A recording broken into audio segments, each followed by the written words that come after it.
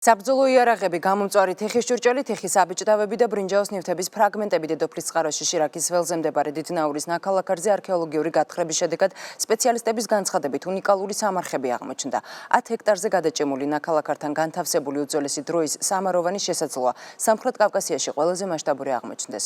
რა ისტორიას ინახავს დიდნაურის ნაქალაქარი, ნათია ხართიშვილი კი ამბობთ.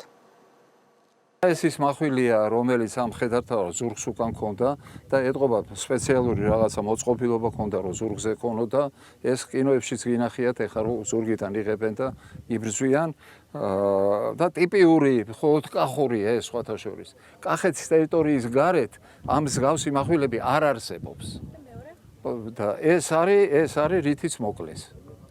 აი მე გეუბნებოდით, რომ ეტყობა მცირე აზიულია, ჯერჯერობით არ ვიცით კონკრეტულად რომელი სახელმწიფოს წარმომადგენლები დაგვესხენ თავს. დიდნაურის ნაქალაქარზე მიმდინარე არქეოლოგიური გათხრების შედეგად აღმოჩენილი მამაკაცის ჩონჩხი შესაძლოა დღემდე არსებული ისტორიული ცნობების შეცვლის საფუძველი გახდეს. არქეოლოგი კიაზო ფირცხელაური ამბობს, რომ რამდენიმე დღის წინ აღმოჩენილი სამარხი სავარაუდოდ მხედართმთავარს ეკუთვნის, რომელიც ამ ტერიტორიაზე ერთ-ერთი ბრძოლის დროს დაიღუპა. ზურგს უკან აღმოჩენილი კახური მჭედლობის მახვილი ადასტურებს, რომ მეომარი ადგილობრივი იყო.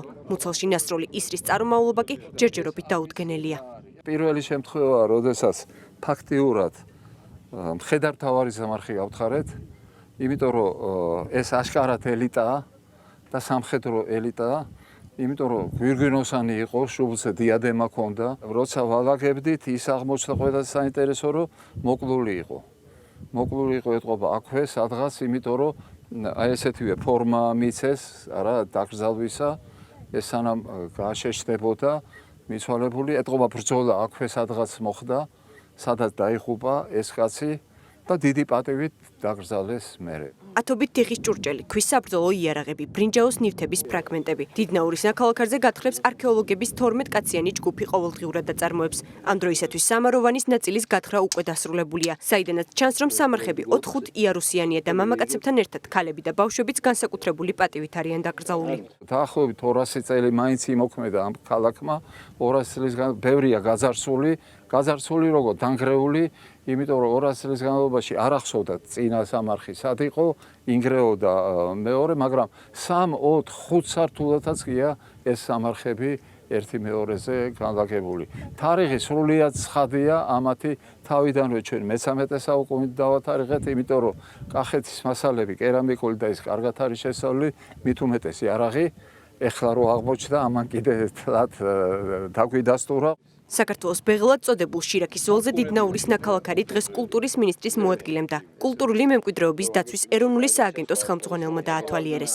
როდესაც ჩვენ თქვით, რომ დიდნაურის ნაქალაქარი პირველადი მონაცემებით, როდესაც გათხრები დავიწყეთ, არის ამიერკავკასიაში შეიძლება ითქვას ერთ-ერთი უდიდესი ნაქალაქარი, ამ გათხრებმა ცხადყო მისი ფართობები. ამ გათხრებმა ცხადყო ის, რომ მართლა ასე ვთქვათ, მნიშვნელოვანი საზოგადოება ცხოვრობს იმ პერიოდში. საქართველოს ისტორიის, აი ამ ტერიტორიის ისტორიის გადახედვა შეიძლება მოხდეს ამ აღმოჩენებით. ეს უფრო მეტ დაინტერესებას გამოიწვევს ჩვენი მუნიციპალიტეტისადმი და ის ადამიანები, რომლებიც დაინტერესებული არიან არქეოლოგიური გათხრები, რომელთაც სიძველეები აინტერესებს, ანუ ტურიზმის გარკვეული სეგმენტის დამატებით დაინტერესებას გამოიწვევს და ერთ-ერთ მნიშვნელოვნად მისასალმებელია. შირაქის ველზე არქეოლოგიური გათხრები 2015 წლიდან დაიწყო. ახლა ნაქალაქარი სახელმწიფოს საკუთრებაშია და კულტურული მემკვიდრეობის ძეგლის სტატუსით სარგებლობს. თუმცა მანამდე ნაქალაქარის ტერიტორია კერძო საკუთრება იყო. აღნიშნულ ტერიტორიას არ გააჩნდა სტატუსი და სწორედ კულტურული მემკვიდრეობის დაცვის ეროვნულ სააგენტოსთან ერთად კულტურის სამინისტრომ მიანიჭა ძეგლის სტატუსი, რაც თავისთავად ერთი მხრივ აღიარება არის აღნიშნული ტერიტორიის მნიშვნელობის და მეორე მხრივ ეს არის დაცვის კიდევ ერთი საშუალება, რომ თვითნებურად და დამოუკიდებლად არ მოხდეს აღნიშნულ ტერიტორიაზე გარკვეული სამუშაოების წარმოება.